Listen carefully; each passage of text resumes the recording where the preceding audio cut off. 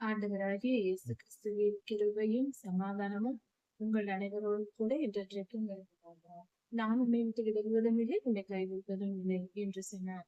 நமது ஆண்டவராகிய இயேசு கிறிஸ்து நம்முடனே கூட இருந்து என்றென்றும் இருப்பார். எசேக்கியேல் 2ஆம் அதிகாரம். எசேக்கியேல் 1ஆம் அதிகாரத்தில் எசேக்கியேல் ஐயா பார்த்த தரிசனத்தை குறித்து கொடுக்கப்பட்டிருக்கிறது.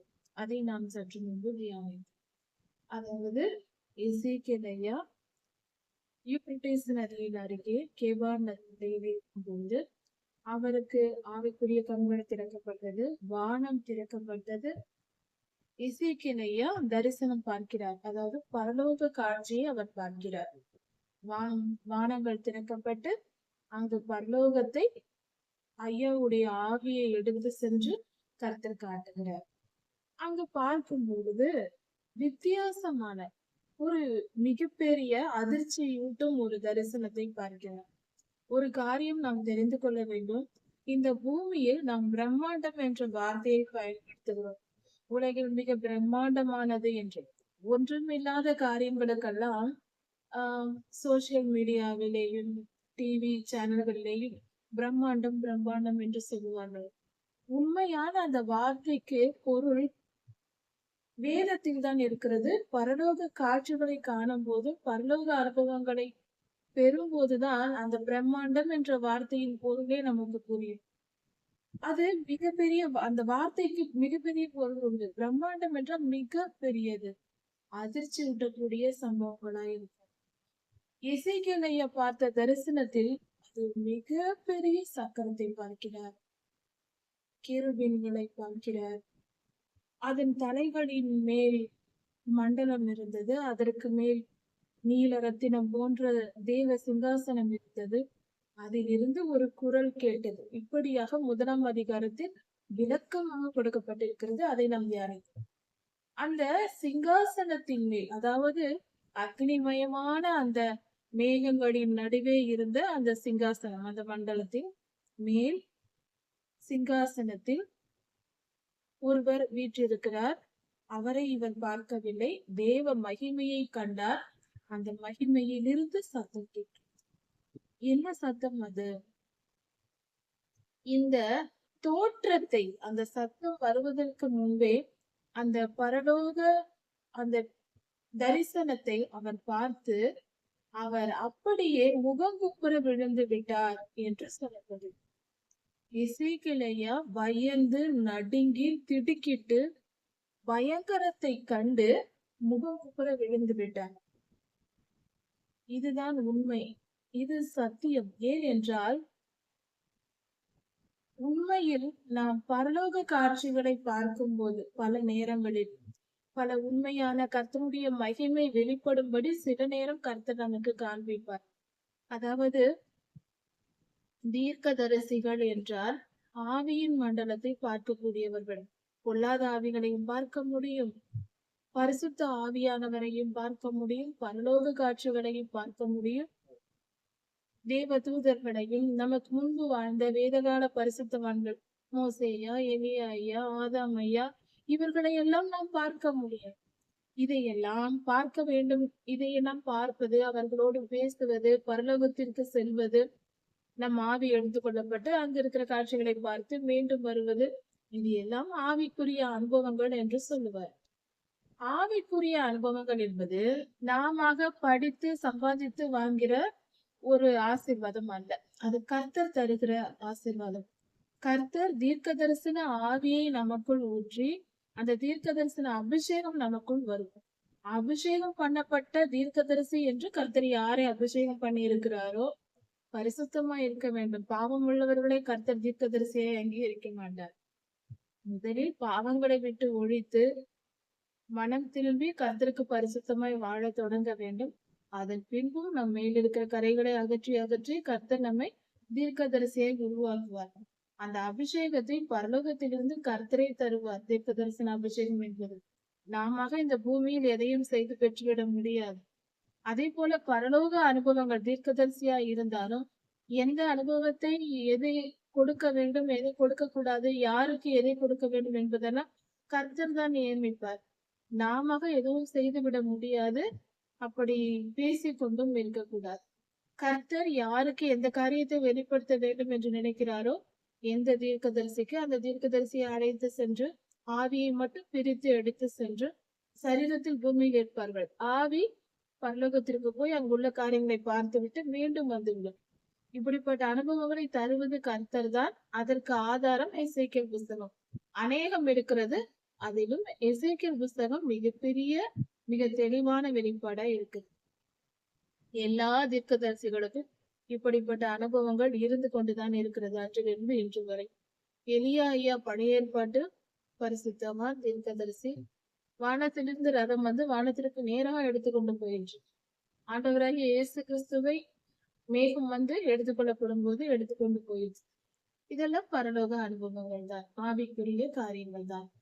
சரி, இப்படி இருக்க நாம் தெரிந்து கொள்ள வேண்டிய காரியம் என்னவென்றால், இது எல்லாம் உண்மை. இயற்கைக்கு அப்பாற்பட்ட காரியங்களும் இருக்கிறது. இயற்கைக்கு அப்பாற்பட்ட வல்லமை இருக்கிறது. சூப்பர் நேச்சுரல் பவர் என்பது உண்டு என்பதை விசுவாசிக்க வேண்டும். உண்மையான தீர்க்கதரிசிகள் சொல்லுகிற அந்த காரியங்களை, அவர்கள் அனுபவங்களை ஏற்றுக்கொண்டு விசுவாசிக்க வேண்டும். வேத வசனத்தை தியானித்தால்தான் நாம் இதில் தெளிவாய் இருக்க முடியும், தவறு செய்யாமல். உண்மையது பொய்யது என்று கண்டுபிடிக்க வேண்டும். ஊழியர்கள் நல்லவர்களும் சொல்லுவார்கள், நமக்கு முன்பின் தெரியாத ஒருவர் நான் தீர்க்க தரிசனம் பார்த்தேன் என்று சொன்னார், அதை எப்படி நம்புவது? அதை எப்படி நம்பாமல் இருப்பது? எது பொய் எது உண்மை என்று கண்டுபிடிக்க தெரிய வேண்டும். அதற்கு நாம் செய்ய வேண்டிய முதல் காரியம், வேத வசனம் நம் இருதயத்தில் நிரப்பப்பட்டிருக்க வேண்டும். ஏனென்றால் வேத வசனங்கள் நமக்குள் வரும்போது பரிசுத்த ஆவியானவர் நமக்குள் இருக்கிறார். பரிசுத்த ஆவியானவர் நமக்குள் இருக்கும்போது நமக்கு சுட்டி காட்டுவார், இது உண்மைதான், இது பொய்தான் என்று. இவர்கள் சொல்வதை கேள், இவர்கள் சொல்வதை கேட்காது என்று அறிவுறுத்துவார். இப்படிப்பட்ட காரியங்கள் இன்றும் நடந்து கொண்டுதான் இருக்கிறது. நமக்கு சொல்லிக் கொண்டுதான் இருக்கிறார். இந்த தீர்க்கதரிசியை நீ விசுவாசி, இவர் சொல்வது உண்மை, இவரை பின்பற்று என்று கர்த்தர் சொல்லுவார். அதன்படி பரிசுத்த ஆவியானவர் நமக்கு சொல்லுகிறபடி நாம் கேட்டு நடந்து கொள்ளும் போது நமக்கு தவறு நடக்காது. வாழ்க்கையில் பொய்யை நம்பி ஏமாந்து போக மாட்டோம். உண்மையானவற்றை நம்பாமல் இருந்து அதனால் நஷ்டமடையவும் மாட்டோம். உண்மையை நம்பவும் பொய்யை கண்டுபிடிக்கவும் பரிசுத்த ஆவியானவர் நமக்கு உதவுவார். நாம எல்லாம் சுலபமாக எதுவுமே செய்யாமல் வர வேண்டும் என்று எதிர்பார்க்க கூடாது. கர்த்தரோடு ஐக்கியமா இருப்பது அவசியம். நாம் வாழ்க்கை பரிசுத்தமா இருக்க வேண்டும் என்றால் அதிக நேரம் கர்த்தரோடு செலவிட வேண்டும். அதைதான் கர்த்தருக்கு காத்திருக்குதல் என்று சொல்லுவார்கள் பெரியவர்கள். அதாவது கர்த்தருக்கு காத்திருத்தல் என்றால் ஜெபித்து வேதம் வாசித்து கர்த்தருடைய வார்த்தைகளை கேட்டு ஊழியர்களின் செய்திகளை கேட்டு நம்மை பலப்படுத்திக் கொள்ள வேண்டும். ஆவியில் பலப்பட வேண்டும். இப்படி நாம் கர்த்தருடைய சமூகத்தில் காத்திருந்து காத்திருந்து நம்மை சுத்திகரித்துக் கொள்ளும் போது கர்த்தர் நமக்கு பரலோக அனுபவங்களையும் தந்து இன்னும் அதிக காரியங்களை நமக்கு வெளிப்படுத்துவார். ஆவிக்குரிய அனுபவங்கள் நம்மை ஞானம் உடையவர்களாக மாற்றும். விசுவாசத்தில் வலுப்படுத்தும், விசுவாசத்தை உறுதிப்படுத்தும். ஆவிக்குரிய அனுபவங்கள் விசுவாசத்தை உறுதிப்படுத்தும். கர்த்தர் நம் தேவன் இயேசு கிறிஸ்து இருக்கிறார் என்று நாம் விசுவாசத்தை ஏற்றுக்கொள்கிறோம். ஆவிக்குரிய அனுபவங்கள் பெற்று அவரை நேராக நாம் பார்க்கும் போது அந்த விசுவாசம் 100 மடங்கிலிருந்து 200 மடங்கு அது நமக்கு உறுதிப்படுகிறது. நான் கர்த்தரை கண்டிருக்கிறேன், நான் அவரோடு பேசி இருக்கிறேன் என்று சொல்லும் பொழுது அது நமக்கு இன்னும் உறுதிப்படுகிறது. ஆவிக்குரிய அனுபவங்கள் நம்மை இன்னும் உறுதிப்படுத்தும், விசுவாசத்தில் வலுப்படுத்தும். அதனால் ஆவிக்குரிய அனுபவங்களை பெற விரும்ப வேண்டும், அதையும் ஏற்றுக்கொள்ள வேண்டும். தவறென்று ஒதுக்கக்கூடாது. ஆனால் அதே சமயத்தில் ஆவிக்குரிய அனுபவங்களை பெற்றுவிட்டால் நாம் பெரிய ஆட்கள் என்று நம்மை நினைத்துக் கொள்ளக்கூடாது. அதுவும் தவறுதான். நம்மை உயர்த்தி கொள்ளக்கூடாது. எந்த காரியத்தை முன்னிட்டும் நாம் உயர்த்தக்கூடாது. ஜாக்கிரதையா இருக்க வேண்டும். சில ஆவிக்குரிய அனுபவங்கள் நமக்கு கிடைக்கும் போது பரலோகத்தை போய் பார்க்கிறோம், கர்த்தரை பார்க்கிறோம், முகமாய் தரிசிக்கிறோம். இப்படிப்பட்ட தரிசனங்கள் நமக்கு கிடைக்கும் போது மிகவும் சந்தோஷமா இருக்கும். சந்தோஷப்படலாம், தவறில்லை. ஆனால் அதையே வைத்துக் கொண்டு நம்மை மேன்மை பாராட்டி விடக்கூடாது. பொல்லாதவன் தூண்டி விடுவான், நீ எவ்வளவு பெரிய ஆடாகி விட்டாய் என்று தூண்டி விடுவான்.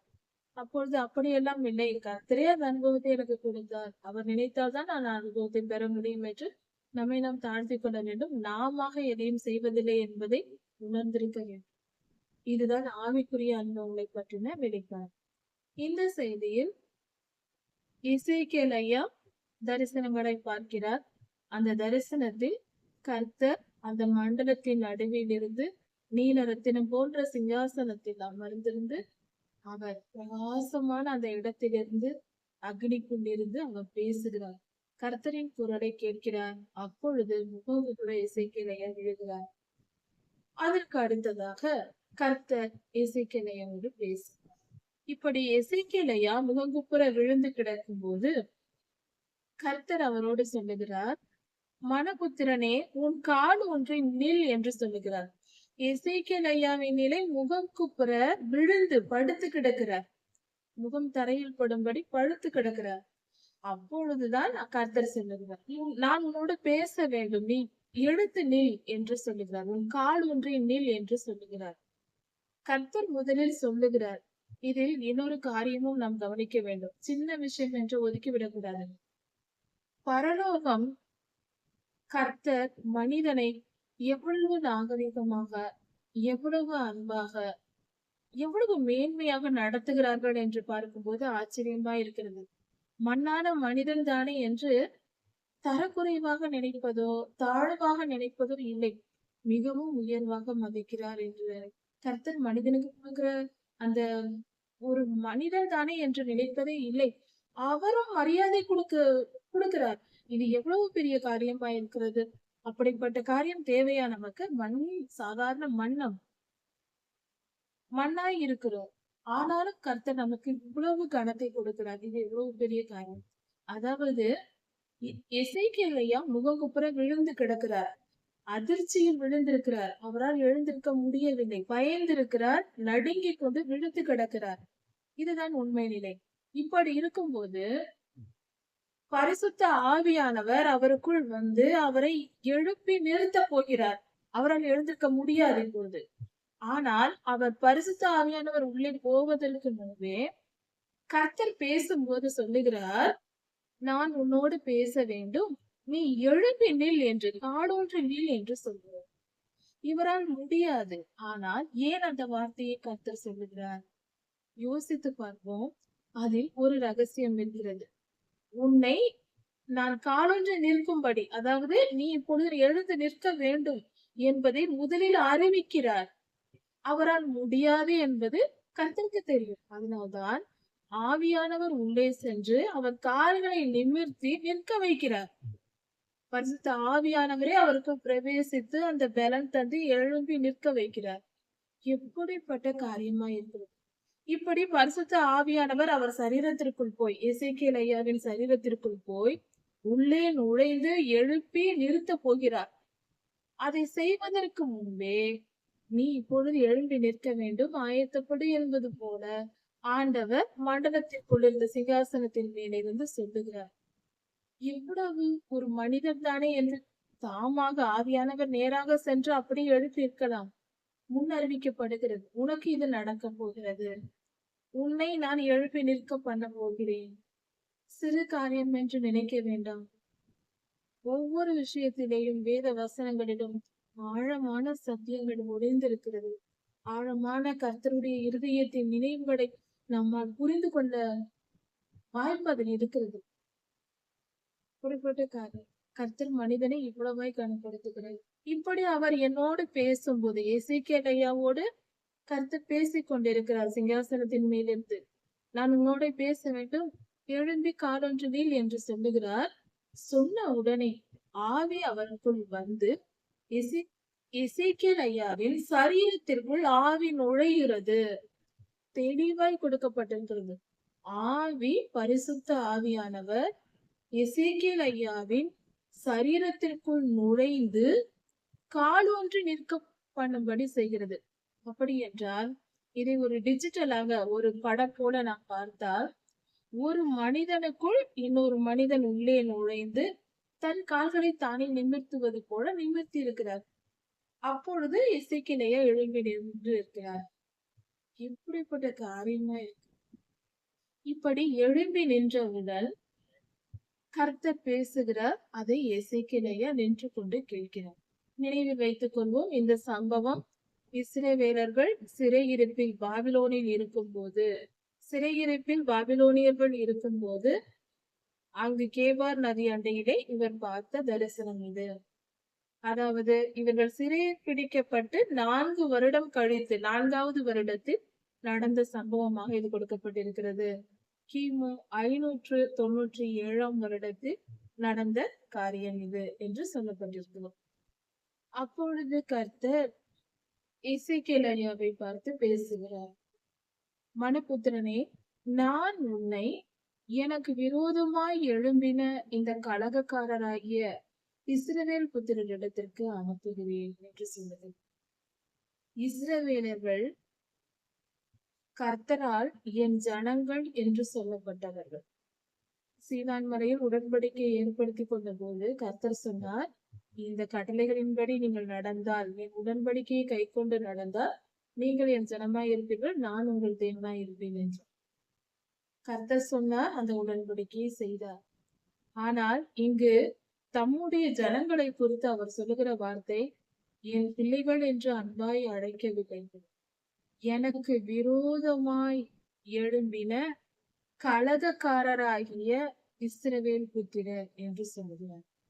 கலகக்காரர்கள் எப்படிப்பட்ட காரியம் இருக்கிறது? கலகக்காரர்கள் என்றால் என்ன? எங்கு போனாலும் அந்த குழப்பத்தை ஏற்படுத்துவது, அந்த சமாதானத்தை அந்த இடத்திலிருந்து எடுத்து போடுவது. இப்படிப்பட்ட ஜனங்கள் தான் கலகக்காரர்கள். அந்த சமாதானத்தை எடுத்து விடுவது, சண்டை சச்சரவுகளை ஏற்படுத்துவது, இதைதான் கலகம் என்று சொல்வது. இந்த கலகக்காரர் என்ற வார்த்தை இஸ்ரவேலருக்கு கர்த்தர் சொல்லுகிறார். எனக்கு விரோதமாய் எழும்பின இந்த கலகக்காரராகிய இஸ்ரவேலர், எவ்வளவு அவமானப்பட வேண்டிய வார்த்தையை இவர்கள் பெற்றிருக்கிறார்கள். அன்று வாழ்ந்த இஸ்ரவேலர்கள் கர்த்தரை எந்த அளவுக்கு கோபமூட்டி இருக்கிறார்கள். கர்த்தரிடத்திலிருந்து ஒரு பிள்ளை தன் தகப்பனிடத்தில் என் மகன் என்று நல்ல பெயர் வாங்க வேண்டும். ஒரு தகப்பன் மகனை பார்க்கும்போது என் மகனே, என் செல்லமே என்று சொல்ல வேண்டும். அப்படி அந்த பிள்ளை நடந்து கொண்டால் அந்த பிள்ளை நல்ல பிள்ளை. அந்த பிள்ளையை பார்த்த உடனே அந்த தகப்பனுக்கு எரிச்சல் உண்டானால் அந்த மகன் எப்படிப்பட்டவனாய் இருப்பான்? கலகக்காரன். இப்படிதான் கர்த்தர் சொல்லுகிறார் இஸ்ரவேலரை குறித்து.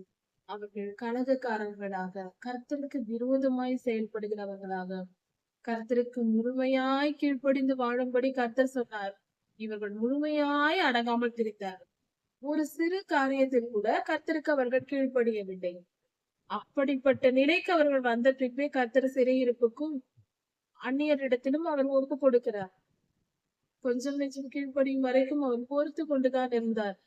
இஸ்ரவேலின் பாவம் முழுமை அடைந்து கொஞ்சம் கூட அவர்கள் கீழ்ப்படிதல் இல்லாமல் போன பின்பே கர்த்தர் நியாயத்தீர்ப்பை கொடுக்கிறார்.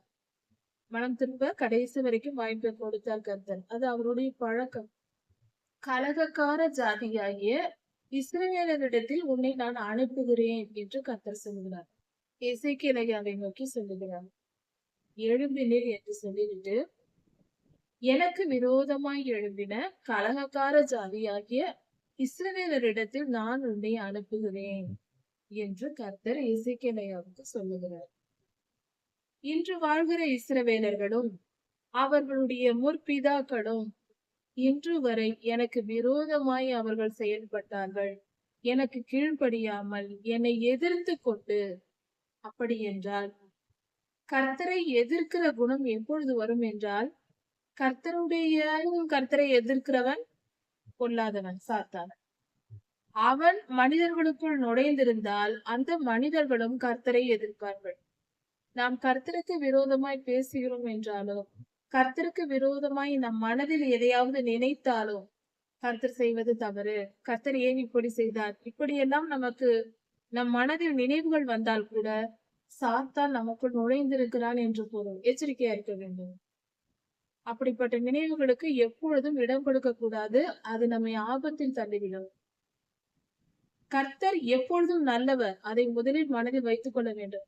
அவர் செயல்கள் நமக்கு தெரியலாம். சில நேரங்களில் ஐயோ என்ன கர்த்தர் இப்படி செய்து விட்டார் என்று. நமக்கு என்ன தெரியுமா? நாம் என்ன பெரிய ஞானிகளா? அவர் பூரண ஞானம் உள்ளவர். நமக்கு இருக்கிற மூளையில் 10% தான் நாம் பயன்படுத்தவே முடிகிறதாம் விஞ்ஞான கணிப்பு. இருப்பதிலேயே 90% பயன்படுத்துவதில்லை. இல்லாததை நாம் எங்கு பயன்படுத்துவோம்? நம்முடைய அறிவுக்கு எட்டியதுதான் நமக்கு புரியும். கர்த்தருடைய செயல்களை எல்லாம் புரிந்து கொள்வதற்கு நம்மால் என்ன செய்ய முடியும்? அந்த அளவுக்கு நமக்கு வல்லமை இருக்கிறதா? இல்லை, நிச்சயமா இல்லை.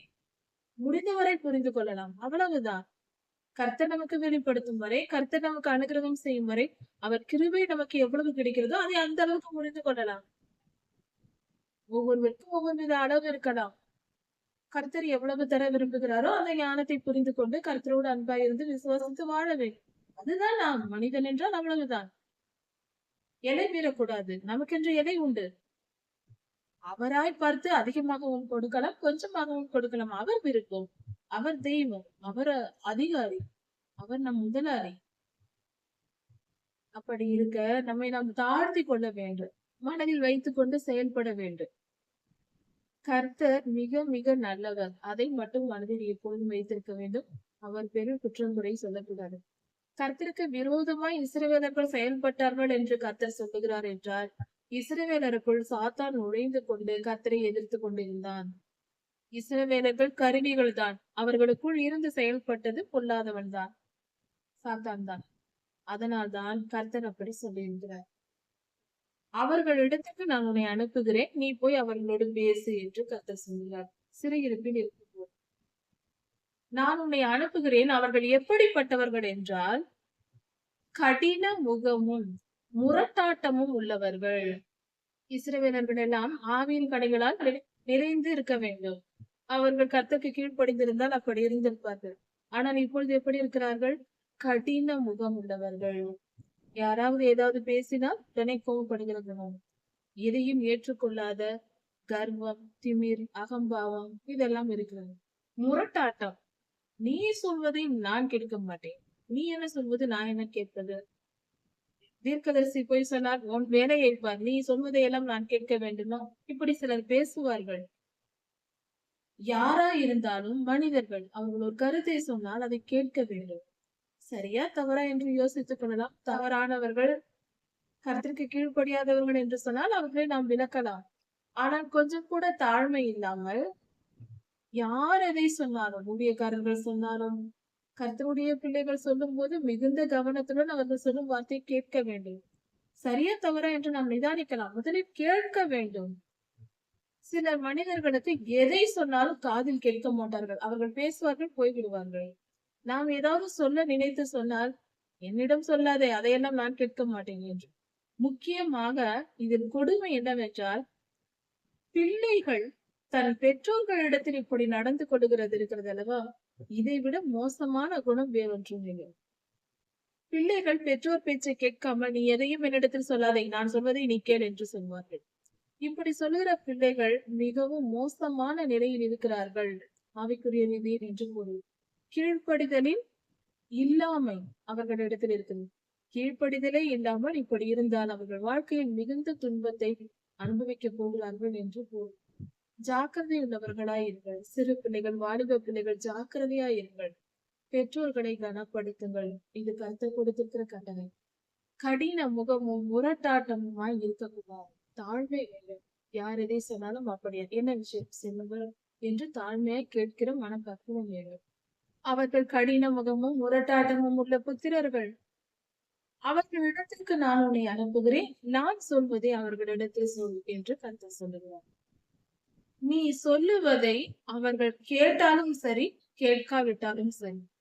நீ போய் சொல், அவர்கள் கேட்பார்கள் என்று கர்த்தர் சொல்லவில்லை. நீ போய் சொல், அவர்கள் கேட்டாலும் சரி, கேட்காவிட்டாலும் சரி.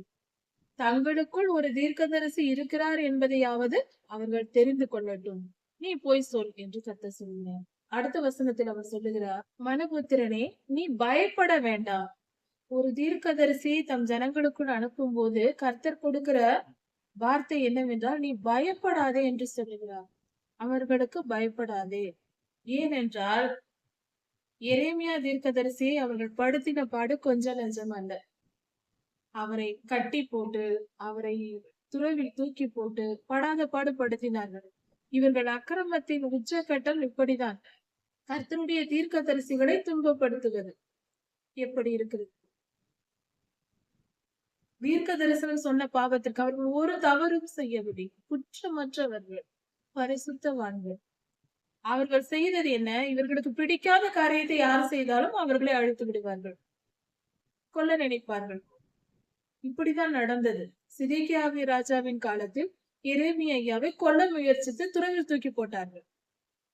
எபிமெலேக்கு என்னும் மனுஷனை கொண்டு கர்த்தர் அந்த மனிதனை காப்பாற்றினார். எரேமியாவை காப்பாற்றினார். இது எல்லாம் தெரியும் அல்லவா எல்லோருக்கும்? ஏனென்றால் பொல்லாத மனிதர்களாய் இஸ்ரவேலர்கள் அப்படி மாறி இருந்தார்கள். அதனால்தான் கர்த்தர் சொல்லி அனுப்புகிறார், நான் கலக வீட்டாராகிய இஸ்ரவேலர்களுக்கு உன்னை அனுப்புகிறேன், நீ போய் தீர்க்க தரிசனம் சொல்லு, பயப்பட வேண்டாம் என்று கர்த்தர் சொல்லுகிறார். நம்மை சூழ்ந்திருக்கிற சூழ்நிலைகளை பார்த்து நாம் கர்த்தருடைய வார்த்தை ஒன்றை எடுத்து போகிறோம். இந்த வார்த்தையை சொன்னால் இவர்கள் எப்படி பிரதிபலிப்பார்கள் என்று நமக்கு தெரியும். நாம் அதை சொன்னால் அவர்களுக்கு கோபம், அவர்களை கண்டித்து சொல்லுகிற வார்த்தையை கர்த்தர் கொடுப்பார். நாம் போய் அவர்களை கண்டித்தால் அவர்கள் செய்வதெல்லாம் சரி என்று சொன்னால் அவர்கள் ஏற்றுக்கொள்வார்கள், பாராட்டுவார்கள். ஆனால் ஒருவர் செய்கிற தவறை போய் சொன்னால், கண்டித்தால் இப்படி செய்யாதே கர்த்தருடைய கோபம் வரும் என்றால் அவர்கள் நம்மை எதிர்ப்பார்கள், நம்மை அழிக்க முயற்சி செய்வார்கள். இது இயல்பு, அன்றும் அப்படிதான் நடந்தது. எசேக்கியேல் ஐயாவுக்கு கர்த்தர் சொல்லுகிறார், நீ போய் சொல், பயப்பட வேண்டாம், அவர்கள் பொல்லாதவர்கள் என்று நீ பயப்படாதே என்று கர்த்தர் சொல்லுகிறார். அவர்கள் வார்த்தைகளுக்கும் அஞ்ச வேண்டாம், அவர்களுக்கும் பயப்படாதே, அவர்கள் வார்த்தைகளுக்கும் பயப்படாதே. இதன் பொருள் என்ன? அவர்களுக்கு பயப்படாதே என்றால் அவர்கள் நம்மை கொன்று விடுவார்களோ என்று பயப்படாதே, நான் உன்னை பாதுகாத்துக் கொள்வேன் என்று சொல்லுகிறார் கர்த்தர் எசேக்கியேல் ஐயா. அவர்கள் வார்த்தைகளுக்கும் பயப்படாதே என்றால் எதையாவது சொல்லி மிரட்டுவார்கள், பயமுறுத்துவார்கள். நான் இதை செய்து விடுகிறேன் பார், அதை செய்து விடுகிறேன் பார். சில பேர் செயலில் ஒன்றும் செய்ய மாட்டார்கள், பேசியே பயமுறுத்துவார்கள். இப்படிப்பட்ட, அதாவது ஆவிக்குரிய யுத்தம் என்று சொல்லலாம். பொல்லாதவர்கள் யுத்தம் செய்யும் வழிகள் இவை. செயலில் எதிர்ப்பது அல்லது வார்த்தைகளிலேயே எதிர்ப்பது, பயமுறுத்தி எதிரியை அழித்து போடுவது, இப்படி செய்வார்கள். அதனால் அவர்கள் வார்த்தைகளுக்கும் நீ பயப்படாதே என்று கர்த்தர் சொல்கிறார். அது மட்டும் அல்லாமல் நெரிஞ்சிலுக்குள்ளும், நீ நெரிஞ்சில்களுக்குள்ளும் முள்ளுகளுக்குள்ளும் தேள்களுக்குள்ளும் நீ வாசம் பண்ணினாலும் அவர்கள் வார்த்தைகளுக்கு பயப்படாமலும் அவர்கள் முகத்துக்கு கலங்காமலும் இரு என்று கர்த்தர் சொல்கிறார். அதாவது உன்னை நெரிஞ்சில் முள்ளுகளுக்குள்ளாக, நெரிஞ்சில் என்பது நாம் சாதாரணமாக நடந்து போகும்போது தரையோடு தரையாக இருக்கும் ஒரு செடி, முள் செடி, மஞ்சள் நிறத்தில் பூ பூக்கும். அந்த செடி நெரிஞ்சில் முள், காலில் குத்தினால் வலிக்கும். சாதாரண செடி போல இருக்கும், கால் வைத்தால் குத்திவிடும். அதுக்குள்ளும் பெரிய பெரிய முள் செடி போல பெரிய பெரிய காரியங்களை, அதாவது எசேக்கியேல் ஐயாவை சின்ன சின்ன விஷயங்களை சொல்லி மிரட்டுவார்கள், பயமுறுத்தலாம், அல்லது பெரிய காரியங்களை சொல்லி எதையாவது செய்து அவர்களை பயமுறுத்தலாம். பெரிய முச்செடிகளுக்குள் உன்னை இருப்பது போல வைத்தாலும், நீ தேள்களுக்குள் போடப்பட்டாலும், தேள்கள் உன்னை சூழ்ந்திருந்தாலும், இப்படிப்பட்ட மனிதர்கள் இருந்தாலும், இப்படிப்பட்ட தீமைகளை உனக்கு செய்தாலும் நீ பயப்படாமலும் கலங்காமலும் இரு. அவர்களுக்கு பயப்படாதே, நீ கலங்காதே என்று கர்த்தர் சொல்கிறார். அப்படி என்றால் நான் உன்னை பாதுகாத்துக் கொள்வேன் என்று கர்த்தர் சொல்கிறார். கர்த்தருடைய பாதுகாப்பு நமக்கு முழுமையா இருக்கிறது. அப்பொழுது நம் கலங்க தேவையில்லை. ஏனென்றால் சூழ்நிலை எதா இருந்தாலும் அப்பா பார்த்துக் கொள்வார். அதனால் நாம் கவலைப்பட தேவையில்லை. கர்த்தருடைய பாதுகாப்பு இல்லாத பட்சத்தில் சிறிய காரியமா இருந்தாலும் நமக்கு கலக்கம்தான். நாம ஏதாவது தனியாக முயற்சி செய்யும் போது சிறிய தவறுகள் நேரிட்டாலும் அது நமக்கு நாம எதிர்கொள்ள வேண்டும். ஆனால் கர்த்தர் சொன்ன பின்பு அவருடைய வார்த்தையின்படி நாம் செய்யும் போது கர்த்தருடைய பாதுகாப்பு நமக்கு இருப்பதினால் எவ்வளவு பெரிய காரியமா இருந்தாலும் நாம் பயப்பட தேவையில்லை. கர்த்தர் பார்த்துக் கொள்வார். நமக்கு அதற்கேற்ற பாதுகாப்பை அவர் ஏற்படுத்தி விடுவார். தேவதூதர்கள், பரிசுத்தவான்கள் எல்லாம் நம்மை பாதுகாத்துக் கொள்வார்கள். கர்த்தர் அதற்கேற்ற எல்லா ஏற்பாடுகளையும் செய்வார். அவர் நம் கூடவே இருப்பார் அல்லவா, நமக்கு கவலைப்பட தேவை. இப்படி அவர்கள் முகத்துக்கு பயப்படாமலும் கலங்காமலும் இரு. அவர்கள் கலக வீட்டார், கலகம் செய்கிற வீட்டை சேர்ந்தவர்கள், அவர்களுக்கு கலங்காது. அவர்கள் கலக வீட்டார்கள், அவர்கள் அப்படிப்பட்டவர்கள் தான். நீ அவர்களுக்கு பயப்படாதே, கலங்காதே என்று அவர்களை பற்றியும் ஆண்டவர் சொல்லிக் கொடுக்கிறார். நம் சத்துருக்களை குறித்தும், நாம் எங்கு செல்ல வேண்டும், யாருடன் யுத்தம் செய்ய வேண்டும், எப்படிப்பட்ட சூழ்நிலைகள் வரும் என்பதையும் கர்த்தர் நமக்கு சொல்லி கொடுத்து நம்மை நல்ல வழியில் நடத்துவார். கலக வீட்டாராகிய அவர்கள் கேட்டாலும் சரி, கேளாவிட்டாலும் சரி, நான் சொன்ன வார்த்தையை நீ சொல். அவர்களுக்கு எப்படி கேட்டாலும் சரி, நான் கேட்க மாட்டேன் என்று எதிர்த்தாலும் சரி, நீ கவலைப்படாதே, சொல்வதை சொல்லிவிடு என்று கர்த்தர் சொல்லுவார். மனுபுத்திரனே, எசேக்கியேலை பார்த்து கர்த்தர் சொல்லுகிறார், இந்த கலக வீட்டாராகிய இவர்களைப் போல நீயும் இருந்து விடாதே. இவர்கள் எப்படிப்பட்டவர்களோ அது போல நீயும் இருந்து விடாதே. நான் சொல்வதை செய் என்று கர்த்தர் சொல்லுகிறார். அதாவது இவர்கள் மத்தியில் இருந்துதான் எசேக்கியேலை ஆயத்தப்படுத்தி இருக்கிறார் கர்த்தர் தீர்க்கதரிசியாக. நீ அவர்களைப் போல் இருந்து விடாதே, நான் சொல்வதை செய் என்று சொல்லுகிறார். நான் சொல்லுகிறதை கேள், உன் வாயை திறந்து நான் கொடுக்கிறதை வாங்கி புசி என்று சொல்லுகிறார். அவர்களைப் போல நீயும் இல்லாமல் நான் சொல்வதை கேட்டு நான் கொடுக்கிறதை வாங்கி நீ சாப்பிடு என்று சொல்லுகிறார். இப்படி சொல்லிவிட்டு கர்த்தர் இப்படி சொல்லுகிறார். அந்த சமயத்தில் எசேக்கியேல் பார்க்கிறார், அவருக்கு முன்பாக ஒரு கை நீட்டப்பட்டிருக்கிறது. அதில் ஒரு புஸ்தக சுருள் இருக்கிறது. ஒரு ஸ்கிரால், ஒரு துணியினால் சுத்தப்பட்ட ஒரு புஸ்தக சுருள் இருக்கிறது. அந்த காலத்தில் துணியில் எழுதி ஒரு கோடில் சுற்றி வைப்பார்கள். அதுதான் புஸ்தக சுருள் என்று சொல்லப்படுகிறது. அதில் இருக்கிறது. அது கொடுக்கப்படுகிறது எசேக்கியேல். அதை படி என்று சொல்லவில்லை, அதை எடுத்து நீ சாப்பிடு என்று சொல்கிறார். ஆகாரமாக கர்த்தர் அவருக்கு கொடுக்கிறார். இப்படி அந்த கையில் ஒரு புஸ்தகம் இருந்தது. அந்த புஸ்தக சுருள் அது விரிக்கப்பட்டதை எசேக்கியேல் பார்க்கிறார். அந்த புஸ்தக சுருளில் உள்பக்கமும் வெளிப்பக்கமும் எழுத்துக்களால் நிரம்பி இருந்தது, எழுதப்பட்டிருந்தது. அந்த புஸ்தகத்தில் புலம்பலும் தவிப்பும் ஐயோ என்ற வார்த்தைகளும் எழுதப்பட்டிருந்தது. புலம்பல், வேதனையான வார்த்தைகள் அங்கு கொடுக்கப்பட்டிருந்தது அந்த புஸ்தக சுருளில். இப்படிப்பட்ட சூளை கர்த்தர் அவருக்கு முன்பாக நீட்டுகிறார். இப்படியாக எசேக்கியேலுக்கு இப்படிப்பட்ட அனுபவம் ஏற்படுகிறது. தரிசனம் என்பதை பார்ப்பது மட்டுமல்ல, பரலோகத்திற்கு சென்று கர்த்தரோடு பழகி, அவரோடு பேசி பழகி, அவர் கொடுப்பதை சாப்பிட்டு, இப்படியாக ஒரு சம்பாஷணை, ஒரு பழக்கமே ஏற்படுகிறது. இதுதான் ஆவிக்குரிய அனுபவங்கள். ஆவியில் எடுத்துக்கொள்ளப்படும் அனுபவங்களில் இப்படி நடக்கும். இதெல்லாம் சத்தியம், உண்மை. விசுவாசிக்க வேண்டும். அதை ஏற்றுக்கொள்ளும் பொழுது நாம் ஆசீர்வதிக்கப்பட்டவர்களாய் இருக்கிறோம். நமக்குள் பரிசுத்தம் நிலைத்திருக்கும். கர்த்தர் உங்களை ஆசீர்வதிப்பாராக. இதன் தொடர்ச்சியை யாருக்கு செய்து பார்க்கலாம். நாங்கள்